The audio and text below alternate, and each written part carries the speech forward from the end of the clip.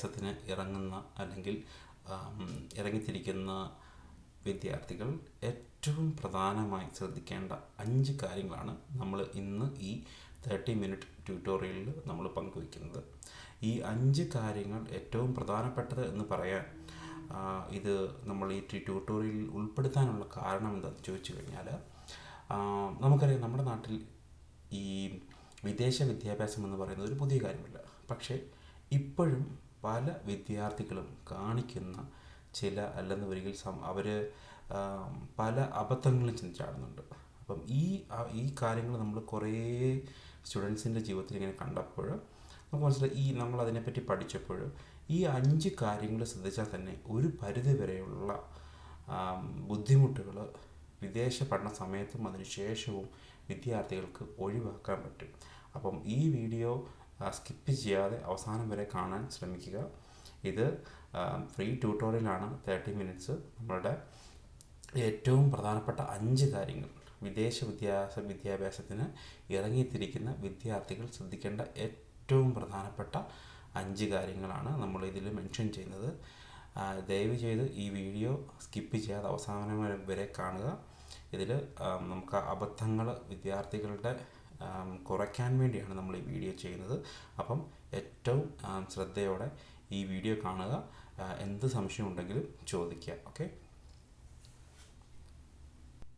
വിദേശ വിദ്യാഭ്യാസത്തിന് ഇറങ്ങിപ്പുറപ്പെടുന്ന ഓരോ വിദ്യാർത്ഥികളും അല്ലെങ്കിൽ അവരുടെ മാതാപിതാക്കളും ഏറ്റവും ആദ്യം ശ്രദ്ധിക്കേണ്ടത് പഠന ചിലവ് എന്ന വസ്തുത തന്നെയാണ്. ഓരോ രാജ്യത്തും പഠന ചിലവ് വളരെ മാറിയും കുറഞ്ഞുമിരിക്കും. അപ്പം വിദേശ വിദ്യാഭ്യാസം എന്ന് പറയുന്നത് ഒരു തരത്തിൽ നാട്ടിലെ നമ്മളുടെ വിദ്യാഭ്യാസം പോലെയല്ല. അപ്പം നമ്മളിപ്പം ട്രിവാൻഡ്രത്തുള്ള ഒരാളാണ്, നമ്മൾ മലപ്പുറത്ത് പോയി, അല്ലെങ്കിൽ നമ്മളിപ്പം എറണാകുളത്ത് വന്നു ഒരു കോഴ്സ് പഠിച്ചു, നമ്മൾ തിരിച്ച് വീട്ടിൽ പോയി, അങ്ങനെയല്ല. വിദേശ വിദ്യാഭ്യാസം എന്ന് പറയുമ്പോൾ നമ്മുടെ ആളുകൾ അത് പഠിക്കുന്നത് അവിടെ അതിനുശേഷം അവിടെ ജോലി ചെയ്യാനും അതിനുശേഷം അവിടെ ഇമിഗ്രേഷൻ ചെയ്യാനും ഒക്കെയുള്ള പാത്വയായിട്ടാണ്. അപ്പം പഠന ചെലവ് എന്ന് പറയുന്നത് നമ്മൾ ഏറ്റവും ആദ്യം കൺസിഡർ ചെയ്യേണ്ട ഒരു കാര്യമാണ്. അപ്പോൾ ഓരോ രാജ്യത്തിനും അതിൻ്റേതായിട്ടുള്ള പഠന ചെലവുകൾ കുറഞ്ഞ കോഴ്സുകളുണ്ട്, കൂടിയ കോഴ്സുകളുണ്ട്. ഇപ്പം കാനഡയിൽ തന്നെ കാര്യം പറയുകയാണെങ്കിൽ ഇവിടുത്തെ യൂണിവേഴ്സിറ്റികളിൽ പഠിക്കാം, കോളേജുകളിൽ പഠിക്കാം. അപ്പോൾ നമ്മൾ വീഡിയോ ചെയ്തിട്ടുണ്ട് യൂണിവേഴ്സിറ്റിയിലെ കോഴ്സുകളുടെ ഫീസിനെ പറ്റി ഒരു വീഡിയോ നമ്മൾ ചെയ്തിട്ടുണ്ടായിരുന്നു. അതുപോലെ തന്നെ ഫ്രീ ആയിട്ട് പഠിക്കാവുന്ന രാജ്യങ്ങളുണ്ട്, നല്ല സ്കോളർഷിപ്പ് കിട്ടി പഠിക്കാവുന്ന രാജ്യങ്ങളുണ്ട്, ഇന്ത്യയുമായിട്ട് കൂടുതൽ അടുത്ത് കിടക്കുന്ന രാജ്യങ്ങളുണ്ട്. അപ്പോൾ പഠന ചെലവ് എന്ന് പറയുന്നത് ഏറ്റവും അധികം ഒരു വിദ്യാർത്ഥി ശ്രദ്ധിക്കേണ്ട കാര്യമാണ്. അപ്പോൾ അതായത് നമ്മളിപ്പം പഠന ആവശ്യങ്ങളായിട്ട് പല ഇൻഫർമേഷനുകളും പല കാര്യങ്ങളും വിദ്യാർത്ഥികളിൽ നിന്ന് മറച്ചു വയ്ക്കുന്ന ഒരു പ്രവണത ചില ഏജൻസികളെങ്കിലും ഇപ്പോഴും ചെയ്യുന്നുണ്ട്. അപ്പോൾ അതിൻ്റെ പ്രശ്നം എന്താണെന്ന് ചോദിച്ചു കഴിഞ്ഞാൽ, വിദ്യാർത്ഥികൾ പഠിക്കാനായിട്ട് ഒരു രാജ്യത്തേക്ക് വരുന്നു. അപ്പോൾ ആ രാജ്യത്തെ പറ്റി ഈ യൂട്യൂബ് വീഡിയോകളിലും മറ്റും കാര്യങ്ങളും പിന്നെ ഈ ഏജൻസി പറഞ്ഞു തരുന്ന കാര്യങ്ങളും കുറച്ച് ഫ്രണ്ട്സ് പറഞ്ഞു തരുന്ന കാര്യങ്ങളും മാത്രമേ ഉള്ളൂ. അപ്പം ഈ ഫിനാൻഷ്യൽ ബർഡൻ എന്ന് പറയുന്നത് ഇവരാണ് ടേക്ക് ഓവർ ചെയ്യുന്നത്. അപ്പം നമ്മുടെ നാട്ടിൽ അറിയാം, ഒട്ടുമിക്ക മിഡിൽ ക്ലാസ് ആളുകളായിരിക്കും ഈ വിദേശ വിദ്യാഭ്യാസത്തിനായിട്ട് പുറത്തേക്ക് വരുന്നത്. അപ്പം നമ്മൾ ഉദ്ദേശിക്കുന്ന ഒരു സെറ്റ് ചെയ്തൊരു എമൗണ്ട് ഉണ്ട്, നമുക്കൊരു ബഡ്ജറ്റ് ഉണ്ട്. അപ്പം നമ്മുടെ പഠന ചെലവ് ആ ബഡ്ജറ്റിനുള്ളിൽ നിൽക്കുന്നതായിരിക്കണം. അതിനുള്ളിൽ നിൽക്കുന്ന നമുക്ക് നല്ല കോഴ്സ് ലഭിക്കണം, നല്ല കോളേജിൽ കിട്ടണം, നമ്മൾ ഉദ്ദേശിക്കുന്ന ബഡ്ജറ്റിൽ കിട്ടണം. അപ്പോൾ പഠന ചെലവ് എന്ന് പറയുന്നത് ഏറ്റവും ഇമ്പോർട്ടൻ്റ് ആയിട്ടുള്ള കാര്യങ്ങളാണ്, പ്രത്യേകിച്ച് വിദേശ വിദ്യാഭ്യാസത്തിന് വരുമ്പോഴേക്കും. ഓക്കെ. അപ്പം അത് ഒന്ന്. ഇനി ബാക്കി എന്തൊക്കെയാണ് മറ്റ് പ്രധാനപ്പെട്ട പോയിന്റുകൾ നമുക്ക് നോക്കാം.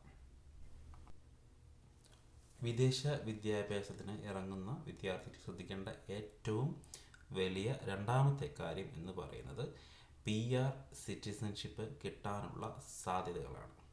ഇപ്പം നമ്മളൊരു രാജ്യത്തേക്ക് പഠിക്കാനായിട്ട് പോവുകയാണ്. നമ്മളൊരു രാജ്യത്ത് ചെന്ന് കഴിയുമ്പോൾ ആ രാജ്യത്ത് നമുക്ക് പിന്നീട് പഠനത്തിന് ശേഷം ജോലി ചെയ്യാനും PR കിട്ടാനും സിറ്റിസൺഷിപ്പ് കിട്ടാനും ഒക്കെ ഉള്ള സാധ്യതകൾ നമ്മൾ പഠിക്കാൻ കോഴ്സ് സെലക്ട് ചെയ്യുന്നതിനോടൊപ്പം തന്നെ നമ്മൾ ശ്രദ്ധിക്കേണ്ട ഒരു കാര്യമാണ്. അപ്പോൾ ഇപ്പം പലർക്കും ഇതിനെപ്പറ്റി എത്രത്തോളം അവെയർ ആണെന്ന് എനിക്കറിയത്തില്ല. അതായത് ഒരുപാട് സ്റ്റുഡൻസിൻ്റെ കാര്യങ്ങൾ പറഞ്ഞപ്പം എല്ലാവരും പോകുന്നു, ഞാനും പോകുന്നു, എല്ലാവരും പോകുന്നു, കാനഡയ്ക്ക് പോകുന്നു, ഞാൻ പോകുന്നു, എല്ലാവരും യു കെക്ക് പോകുന്നു, ഞാൻ യു കെക്ക് പോകുന്നു, എല്ലാവരും ഓസ്ട്രേലിയക്ക് പോകുന്നു, അങ്ങനെയല്ലാതെ ശരിക്കും ആ രാജ്യത്തെ പി ആർ സാധ്യതകൾ ഇപ്പം നമുക്ക് ഫ്യൂച്ചറിസ്റ്റിക് ആയിട്ട് നമുക്ക് പറയാൻ പറ്റില്ല. പക്ഷേ നമ്മൾ ആ ഒരു പാസ്റ്റ് ഹിസ്റ്ററി എങ്ങനെയാണ് ആ രാജ്യത്തിൻ്റെ പെർമനൻറ്റ് റെസിഡൻസിയോടും അതുപോലെ സിറ്റിസൺഷിപ്പ് കൊടുക്കുന്നതിനുമൊക്കെയുള്ള അവരുടെ എത്രത്തോളം അവരുടെ റൂൾസ് എത്രത്തോളം കട്ടിയുള്ളതാണ്, എത്രത്തോളം പ്രാക്ടിക്കലായിട്ട് നമുക്ക് കിട്ടാൻ എളുപ്പമുണ്ടോ. അപ്പോൾ ഈ കാര്യങ്ങൾ നമ്മൾ മുൻപേ അന്വേഷിക്കേണ്ട ഒരു കാര്യമാണ്. അപ്പം ഞങ്ങളോട് കൺസൾട്ടിങ്ങിന് ഞങ്ങൾക്ക് അഡ്വൈസ് ചോദിക്കുന്ന സ്റ്റുഡൻസിനോട് നമ്മൾ പറയുന്നത് കാര്യം എന്ന് വെച്ച് കഴിഞ്ഞാൽ, നിങ്ങൾ നാട്ടിൽ നിന്ന് തന്നെ നിങ്ങൾ പെർമനൻറ്റ് റെസിഡൻസിക്കുള്ള ഒരു കാൽക്കുലേറ്റർ ഉപയോഗിച്ച് നിങ്ങളുടെ പോയിൻറ്റ്സ് കാൽക്കുലേറ്റ് ചെയ്യാൻ നമ്മൾ പറയുന്നുണ്ട്.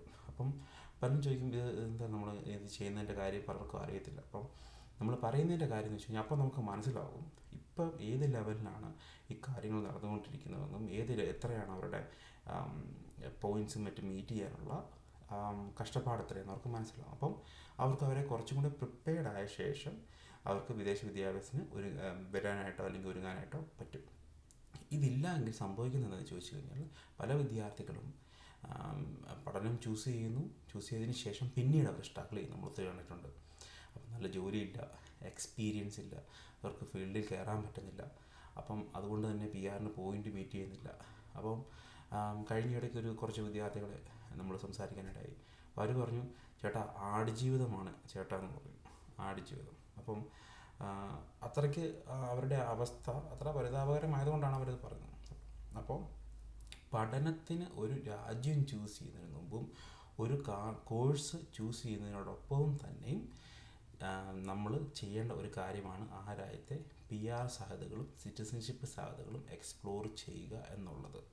ഇത് പല ഏജൻസികളും നമുക്ക് ചെയ്തു തരുന്നില്ലാത്തൊരു കാര്യമാണ്. അപ്പം നമ്മൾ ഏത് ലെവലിൽ നിൽക്കുന്നുവെന്നും നമുക്ക് പിന്നീടുള്ള കാര്യങ്ങൾ, അതായത് കാനഡയിൽ അല്ലെങ്കിൽ മറ്റേത് രാജ്യത്തോ പഠിക്കാൻ വന്നതിന് ശേഷം നമ്മുടെ പി ആർ സാധ്യതകൾ കൂട്ടാനായിട്ട് നമുക്ക് ഇന്ത്യയിൽ നിന്ന് നമുക്ക് പുറപ്പെടുന്നതിന് മുമ്പ് എന്തെല്ലാം കാര്യങ്ങൾ ചെയ്യാൻ പറ്റും, ഈ ഒരു അവയർനെസ്സും ഈ ഒരു അലേർട്ട്നെസ്സും നമുക്ക് ഉണ്ടായിരിക്കണം. അപ്പോൾ അതാണ് നമ്മളുടെ രണ്ടാമത്തെ ഏറ്റവും വലിയ പോയിൻ്റ് എന്ന് പറയുന്നത്. ഇനി അടുത്ത പോയിൻ്റ് എന്താണെന്ന് നമുക്ക് നോക്കാം. മൂന്നാമത്തെ പോയിൻ്റ് എന്താണെന്ന് വെച്ച് കഴിഞ്ഞാൽ വംശീയ വിദ്വേഷം അല്ലെങ്കിൽ റേസിസം എന്ന് പറയും. പേര് പോലെ അത്ര സുഖമുള്ള കാര്യമല്ല ഈ റേസിസം എന്ന് പറയുന്നത്. ഇത് എല്ലാ രാജ്യങ്ങളിലും ചെറിയ രീതിയിൽ അല്ലെങ്കിൽ വലിയ രീതിയിൽ അല്ലെങ്കിൽ ഏതെങ്കിലുമൊക്കെ രീതിയിൽ നിലവിൽ ഉള്ള ഒരു സത്യമാണ് ഈ റേസിസം എന്ന് പറയുന്നത്. അപ്പം നമ്മൾ വിദേശ പഠനത്തിന് ഒരു രാജ്യം ചൂസ് ചെയ്യുമ്പോൾ ആ രാജ്യത്തിൻ്റെ ഇങ്ങനെയുള്ളൊരു ഹിസ്റ്ററിയും കൂടെ നമ്മൾ അന്വേഷിക്കുന്നത് വളരെ നന്നായിരിക്കും. ചില രാജ്യങ്ങളിൽ ഇൻ്റർനാഷണൽ സ്റ്റുഡൻസിനെ അറ്റാക്ക് ചെയ്യുന്നതായിട്ടും അതുപോലെ തന്നെ ജോലിക്കുള്ള അവസരങ്ങൾ നിഷേധിക്കുന്നതായിട്ടും താമസിക്കാൻ മുറികൾ പോലും കൊടുക്കാത്ത രീതിയിൽ വരെയുള്ള കാര്യങ്ങൾ വരെ ന്യൂസുകൾ വന്നിട്ടുണ്ട്. അപ്പം ആ ഒരു രാജ്യത്തേക്ക് നമ്മൾ പഠിക്കാൻ പുറപ്പെടുന്നു. അപ്പോൾ നമ്മൾ ഒരു വലിയ എമൗണ്ട് ഇൻവെസ്റ്റ് ചെയ്തിട്ടാണ് നമ്മൾ പോകുന്നത്. നമ്മൾ ബാങ്ക് ലോണോ എങ്ങനെയെങ്കിലും നമ്മൾ പൈസ വലിയൊരു ഇൻവെസ്റ്റ്മെൻറ്റ് നമ്മൾ നടത്തുകയാണ്. അപ്പോൾ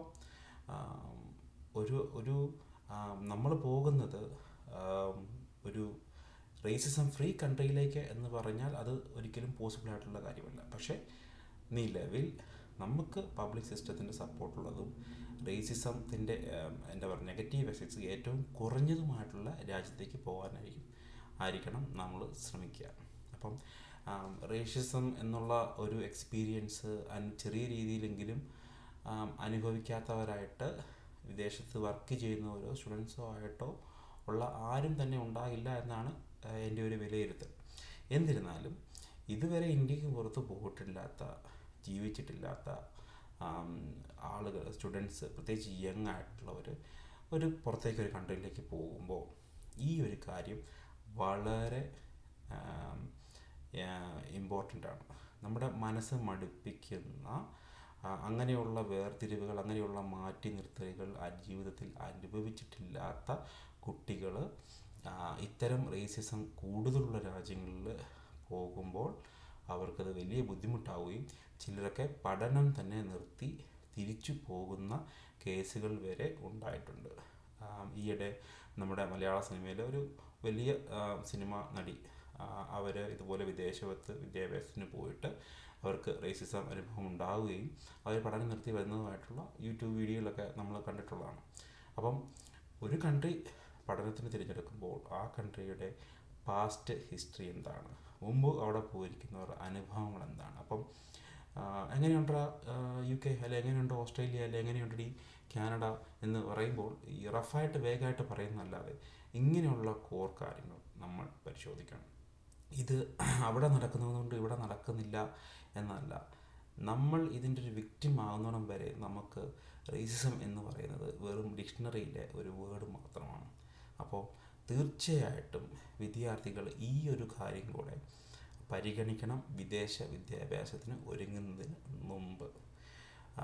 അപ്പം അതാണ് നമ്മളുടെ മൂന്നാമത്തെ പോയിന്റ്. അടുത്ത പോയിന്റ് എന്താണെന്ന് നമുക്ക് നോക്കാം. നാലാമത്തെ നമ്മുടെ പോയിന്റ് എന്താണെന്ന് വെച്ച് കഴിഞ്ഞാൽ ലിവിങ് എക്സ്പെൻസസ്. ഒരു രാജ്യം പഠനത്തിനായി തിരഞ്ഞെടുക്കുന്നതിന് മുമ്പ് അതോടൊപ്പം തന്നെ നമ്മൾ ശ്രദ്ധിക്കേണ്ട കാര്യമാണ് ലിവിങ് എക്സ്പെൻസ് എന്താണെന്നുള്ളത്. അപ്പം നമുക്കറിയാം ഓരോ രാജ്യത്തും ഇൻഫ്ലേഷൻ സംഭവിക്കുന്നുണ്ടല്ലോ. കാനഡയിൽ ഒരു 3.5% വാർഷിക ഇൻഫ്ലേഷൻ നിരക്ക് എന്നാണ് നമ്മൾ പറയുന്നത്. അപ്പം ഈ ജീവിത ചെലവ് എന്ന് പറയുന്നത് സാലറിയിൽ വലിയ മാറ്റമൊന്നും വരില്ല, പക്ഷെ നമ്മുടെ ചിലവുകൾ കൂടിക്കൊണ്ടിരിക്കും. അപ്പം 2014 വിദ്യാർത്ഥികൾ വന്നപ്പോൾ ഉള്ള ചിലവല്ല 2024 എന്ന് പറയുമ്പോൾ വരുമാനം ഏറെക്കുറെ ഒരു കൂടാതെ നിൽക്കുകയും ജീവിത ചെലവ് ഭയങ്കരമായി കൂടുതലും വരുന്ന ഒരു പ്രശ്നമുണ്ട്. അപ്പോൾ ഏത് രാജ്യം തിരഞ്ഞെടുത്താലും ആ രാജ്യത്തിലെ ജീവിത ചെലവും കൂടെ നമ്മൾ പരിഗണിക്കണം. ഇപ്പോൾ കാനഡയിലെ കാര്യം പറഞ്ഞു കഴിഞ്ഞാൽ നിലവിലൊരു ഹൗസിംഗ് ക്രൈസിസ് ഉണ്ട്. അപ്പം ആവശ്യത്തിന് റൂമുകളും ഒക്കെ റെൻറ്റ് കിട്ടാത്തൊരവസ്ഥയുണ്ട്. അപ്പം വിദ്യാർത്ഥികൾ പണിയെടുക്കുന്നു, അവർ ഒരു മിനിമം വേജിന് പണിയെടുക്കുന്നു എന്ന് വിചാരിക്കുക. മിനിമം വേജിന് പണിയെടുത്തിട്ട് അവർക്കൊരു മാസം കിട്ടുന്ന ശമ്പളത്തിൻ്റെ ഏകദേശം എനിക്ക് തോന്നുന്നത് ഒരു 50%, 50-60% റൂം റെൻറ്റ് തന്നെ പോകും. പിന്നെ ഗ്രോസറി മറ്റ് എക്സ്പെൻസും കാര്യങ്ങളും വരുമ്പോൾ നെറ്റ് 0 ബാലൻസാണ് പലപ്പോഴും ഉണ്ടാകുക. ഇപ്പം ഇവിടുത്തെ പുതിയൊരു റെഗുലേഷൻ പ്രകാരം ഇപ്പം പഠിക്കുന്ന കാലയളവിൽ സ്പൗസിന് വരാനും അവരെ സപ്പോർട്ട് ചെയ്യാനും പറ്റാത്തൊരു സിറ്റുവേഷൻ ഉള്ളത് കൊണ്ട് തന്നെ വിദ്യാർത്ഥികൾ തന്നെ ജോലിക്ക് ചെയ്യുന്ന കാര്യങ്ങളുണ്ട്. ഒരു ഉദാഹരണം, നമ്മൾ ഈയിടെ ഒരു സ്റ്റുഡൻറ്റ് ആയിട്ട് സംസാരിച്ചു. 7 ദിവസവും പഠനം അല്ലെങ്കിൽ ജോലിയാണ്, 7 ദിവസം. അപ്പം 7 ദിവസവും ജോലി ചെയ്തിട്ടും നമുക്ക് സർവൈവ് ചെയ്യാൻ മാത്രമേ പറ്റുന്നുള്ളൂ. സേവിങ്സ് എന്നൊക്കെ ഉള്ള കാര്യങ്ങളൊന്നും ഇവർക്ക് ചിന്തിക്കാൻ പോലും പറ്റുന്നില്ല. അപ്പം ഏത് രാജ്യമായിക്കോട്ടെ, ഓസ്ട്രേലിയ ആയിക്കോട്ടെ, അമേരിക്ക ആയിക്കോട്ടെ, കാനഡ ആയിക്കോട്ടെ, ജർമ്മനി ആയിക്കോട്ടെ, ന്യൂസിലാൻഡ് ആയിക്കോട്ടെ, UK ആയിക്കോട്ടെ, മാൾട്ട ആയിക്കോട്ടെ, ഏത് രാജ്യം തിരഞ്ഞെടുത്താലും ആ രാജ്യത്തെ ജീവിത ചെലവ് ഒന്ന് കാൽക്കുലേറ്റ് ചെയ്യുന്നത് വളരെ നന്നായിരിക്കും. വളരെ സിമ്പിൾ പരിപാടിയാണ്. നിങ്ങൾ അവിടെയുള്ള നിങ്ങളുടെ ഏത് കറസ്പോണ്ടിങ് ഏജൻസി ആണെങ്കിലും, ഏത് എഡ്യൂക്കേഷൻ കൺസൾട്ടൻസി ഏജൻസി ആണെങ്കിലും അവരെ വിളിച്ച് അവരോട് സംസാരിച്ച് കഴിഞ്ഞ് കഴിഞ്ഞാൽ അവിടുത്തെ ഇൻ്റർനാഷണൽ അഡ്മിനിസ്ട്രേഷൻ എല്ലാ ഡിപ്പാർട്ട്മെൻറ്റും കാണുമല്ലോ, കോളേജുകളിലുമുണ്ട്, യൂണിവേഴ്സിറ്റികൾക്കുണ്ട്.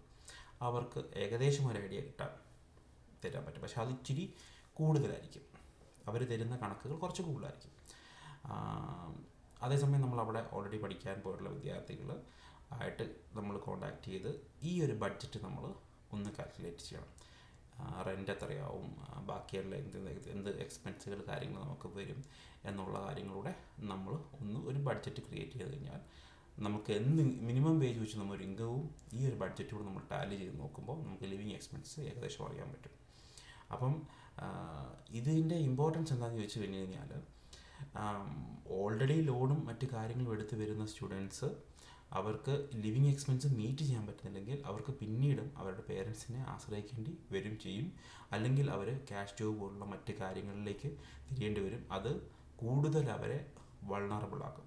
ക്യാഷ് ജോബും മറ്റും കാര്യങ്ങളൊക്കെ ചെയ്യുന്നത് വെച്ച് കഴിഞ്ഞാൽ ഇപ്പോൾ എല്ലാ ഏജൻസിയും വളരെ വിജിലൻ്റ് ആണ്, അവരെല്ലാം മോണിറ്റർ ചെയ്യുന്നുണ്ട്. അങ്ങനെ ചെയ്യുന്ന ജോലികൾ ചെയ്യുന്ന കാര്യങ്ങളൊക്കെ പിടിക്കപ്പെട്ട് കഴിഞ്ഞാൽ ഭയങ്കരമായിട്ടുള്ള പ്രത്യാഘാതങ്ങൾ നേരിടേണ്ടി വരും. അപ്പം നമുക്ക് നാട്ടിൽ വെച്ച് ഈ ഒരു ബഡ്ജറ്റ് നമ്മൾ കാൽക്കുലേറ്റ് ചെയ്യുകയാണെങ്കിൽ നമുക്ക് നമുക്കൊരു കണ്ടിൻജൻസി ഫണ്ട് ക്രിയേറ്റ് ചെയ്യാം. എനിക്ക് എല്ലാ മാസവും എൻ്റെ വരുമാനം ഇതായിരിക്കും, ഇത്ര എക്സ്പെൻസ് വരും, അപ്പോൾ അതിൽ നിന്ന് നമുക്ക് ബോറോ ചെയ്യുകയും നമുക്ക് കാര്യങ്ങൾ ചെയ്യാൻ പറ്റും. അപ്പം ലിവിങ് എക്സ്പെൻസ് ഓരോ രാജ്യത്തെയും വേറെയാണ്. അപ്പോൾ ആ രാജ്യത്തിൻ്റെ സ്ഥിതി, ആ പ്രസൻറ്റിലെ സ്ഥിതി അനുസരിച്ച് അത് മാറിയും തിരിഞ്ഞും ഇരിക്കും.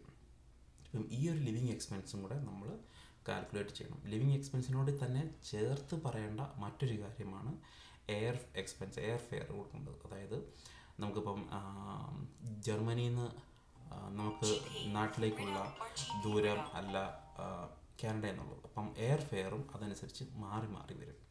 അപ്പം ഇത് കാൽക്കുലേറ്റ് ചെയ്യണമെന്ന് പറഞ്ഞു കഴിഞ്ഞാൽ ഇത് ഓരോ അവിടുത്തെ മെയിൻ എയർപോർട്ട്, അതായത് നിങ്ങൾ പഠിക്കാൻ പോകുന്ന ഏത് സിറ്റിയിലാണോ ആ സിറ്റിയിൽ നിന്ന് ഇൻ്റർനാഷണൽ, അവിടുത്തെ ഏറ്റവും ക്ലോസ് ആയിട്ടുള്ള ഇൻ്റർനാഷണൽ എയർപോർട്ടിൽ നിന്ന് നമ്മുടെ നാട്ടിലേക്ക്, കൊച്ചിയിലേക്കോ ട്രിവാൻഡ്രത്തേക്കോ കോഴിക്കോട്ടേക്കോ ഒക്കെ ഉള്ള എയർ ഫെയറും കൂടെ ഒന്ന് കാൽക്കുലേറ്റ് ചെയ്യണം. സ്റ്റുഡൻസ് ഇത് പറയുമ്പോൾ വിദ്യാർത്ഥികൾ ചോദിക്കും, ലിവിങ് എക്സ്പെൻസിൻ്റെ ഭാഗമല്ലല്ലോ, പിന്നെ എന്തിനാണ് നമ്മളിത് കാൽക്കുലേറ്റ് ചെയ്യുന്നത്? നമ്മൾ പഠിക്കാൻ വന്നു കഴിഞ്ഞ ശേഷം ഇവിടെ സെറ്റിലായിട്ടുള്ള ആൾക്കാരോട് നമ്മൾ ചോദിച്ചാൽ നമുക്കറിയാൻ പറ്റും, ഏറ്റവും കൂടുതൽ പണം അവർ സ്പെൻഡ് ചെയ്തിരിക്കുന്നത് എയർ ഫെയറിലാണ്. ഏറ്റവും കൂടുതൽ കെടുക്കാറിലാണ് പണം അടച്ചിരിക്കുന്നത് എയർ ഫെയറിനാണ്. അപ്പോൾ ഈ ടിക്കറ്റ് റേറ്റും കാര്യങ്ങളും ഈ ഒരു കാര്യങ്ങളും അറിഞ്ഞിരിക്കുന്നതാണ്. അതായത് ഓരോ പ്രാവശ്യം ഇപ്പം ഉദാഹരണം, ഗൾഫിലുള്ളൊരു വ്യക്തി നാട്ടിലേക്ക് പോകുമ്പോഴത്തേക്കും അവർക്ക് മാക്സിമം വരുന്ന ഒരു തുകയുണ്ടാവും. അപ്പോൾ അതല്ല ഓസ്ട്രേലിയയിൽ നിന്ന് വരുന്നത്.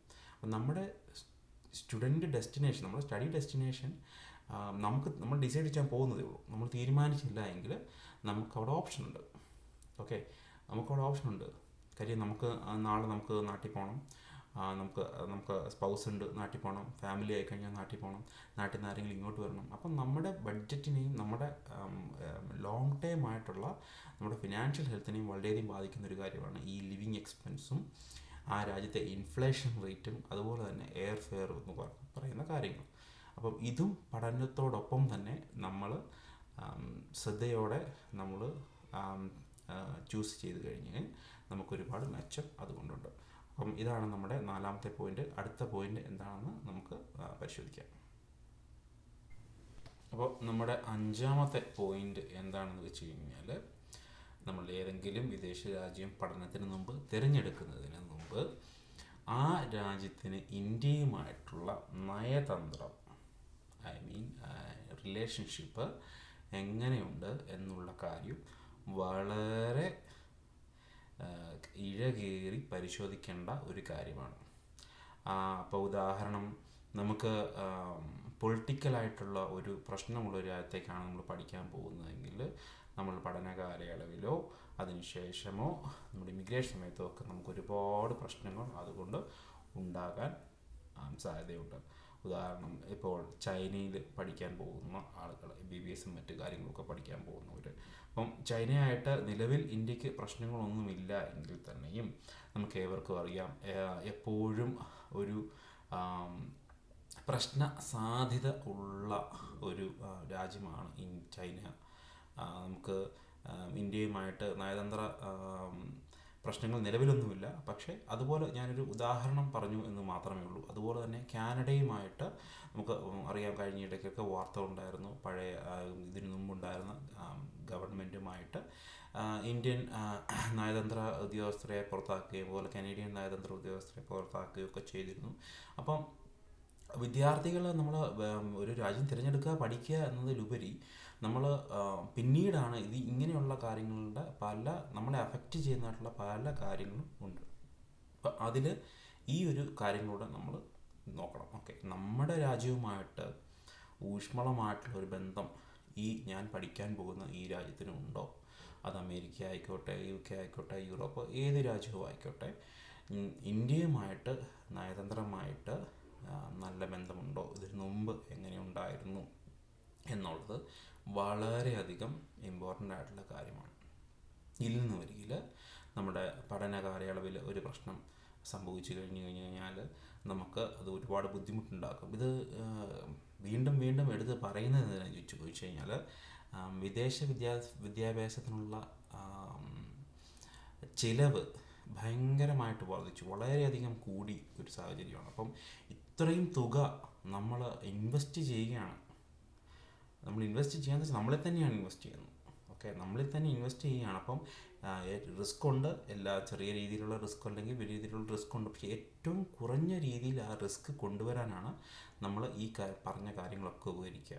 അപ്പം ഇന്ത്യയുമായിട്ട് വളരെ ഊഷ്മളമായിട്ടുള്ള ബന്ധമുള്ള രാജ്യമാണെങ്കിൽ നമുക്ക് അവിടെ പോകുന്നതിനും പഠിക്കുന്നതിനും PR മറ്റ് കാര്യങ്ങൾക്ക് നമുക്ക് തിരിച്ചു വരുന്നതിനോ യാത്രയ്ക്ക് ബുദ്ധിമുട്ടോ നമ്മുടെ അവിടെയുള്ള മറ്റ് നയതന്ത്രപരമായിട്ടുള്ള യാതൊരു പ്രശ്നവുമില്ല. നമുക്ക് അത്രയും ഈസി ആയിരിക്കും കാര്യങ്ങൾ. അപ്പം ഈ ഒരു കാര്യങ്ങൾ കൂടി നമ്മൾ വിദേശ വിദ്യാഭ്യാസത്തിന് ഒരു കോഴ്സ് തിരഞ്ഞെടുക്കുന്നതിന് മുമ്പും ഒരു പ്രോഗ്രാം തിരഞ്ഞെടുക്കുന്നതിന് മുമ്പും ഒരു രാജ്യം തിരഞ്ഞെടുക്കുന്നതിന് മുമ്പും വിദ്യാർത്ഥികൾ അല്ലെങ്കിൽ മാതാപിതാക്കൾ തീർച്ചയായിട്ടും പരിഗണിക്കേണ്ട ഒരു കാര്യങ്ങളാണ്. ഇനിയും ഒരുപാട് കാര്യങ്ങളുണ്ട്. പക്ഷേ നമുക്ക് യൂട്യൂബിലെ ഒരു വീഡിയോയിൽ ഈ ട്യൂട്ടോറിയൽ 30 മിനിറ്റ് ട്യൂട്ടോറിയൽ പറയാവുന്ന കാര്യങ്ങൾ മാക്സിമം നമ്മൾ കണ്ടൻസ് ചെയ്ത് പറഞ്ഞിട്ടേ ഉള്ളൂ. ഇനിയും ഒരുപാട് കാര്യങ്ങളുണ്ട്. വിദേശ വിദ്യാഭ്യാസത്തെ പറ്റി അറിയേണ്ടവർ, വിദേശത്തെ വിദ്യാഭ്യാസത്തെ പറ്റി നമ്മുടെ നാട്ടിൽ പറയുന്ന പല ആൾക്കാരും ഇന്ത്യക്ക് പുറത്ത് പോലും പോയിട്ടില്ല എന്നുള്ളതാണ് അതിൻ്റെ ഏറ്റവും വലിയ വസ്തുത എന്നുള്ളത്. ഇന്ത്യക്ക് പുറത്ത് പോവുകയോ ഒരു വിദ്യാർത്ഥിയായി ഇരിക്കുകയോ ഒരു കോളേജിലോ ഒരു യൂണിവേഴ്സിറ്റിയിലോ പഠിക്കുകയോ ചെയ്യാതെ വിദേശ വിദ്യാഭ്യാസത്തെ പറ്റി ഉപദേശിക്കുകയും ഗൈഡൻസ് നൽകുകയും ചെയ്യുന്ന കരിയർ ഗുരുസും എഡ്യൂക്കേഷണൽ പാത്വേസും കാര്യങ്ങളൊക്കെയാണ് നമുക്ക് ഇപ്പം നാട്ടിൽ അവൈലബിൾ. അതാണ് ഇപ്പോഴത്തെ നമ്മുടെ മറ്റൊരു പ്രശ്നം. ഈ ഇടയ്ക്ക് കണ്ടു ഒരു തട്ടിപ്പ് കേസ്, ജോലി കൊടുക്കാം എന്നുള്ള വാഗ്ദാനം പറഞ്ഞ് എനിക്ക് പറ്റിച്ച് ജീവിക്കാൻ പറ്റുമെന്ന് അവർ സ്ട്രെയിറ്റ് ആയിട്ടങ്ങ് പറയുകയാണ്. അപ്പം അതുപോലുള്ള ആളുകളുടെ കെണിയിൽ അകപ്പെടാതിരിക്കാൻ നമ്മൾ പ്രോപ്പറായിട്ടുള്ള കൺസൾട്ടേഷൻസ് സ്വീകരിക്കണം. നല്ല ഏജൻസികളെ, റെപ്യൂട്ടഡ് ഏജൻസികളെ നമ്മൾ സമീപിക്കണം. പരസ്യം മാത്രം കണ്ട് നിങ്ങൾ പോകാതിരിക്കുക. വിദേശ വിദ്യാഭ്യാസത്തിന് ഒരുപാട് നമ്മളറിയാത്ത മാനങ്ങളുണ്ട്.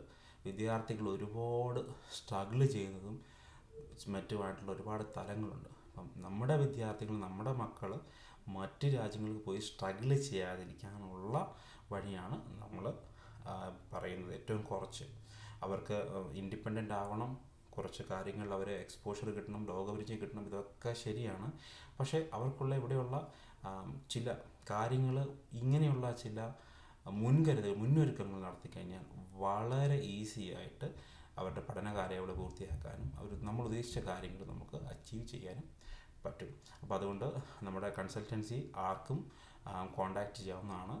കമൻറ്റ് ബോക്സിൽ നമുക്ക് നമ്മളെ റീച്ച് ചെയ്യാം. നമ്മുടെ വെബ്സൈറ്റ് ഉണ്ട്, അതിൻ്റെ ലിങ്കും താഴെ ഷെയർ ചെയ്യാം. അതിലേക്ക് നമുക്ക് ഇമെയിൽ അയക്കാം.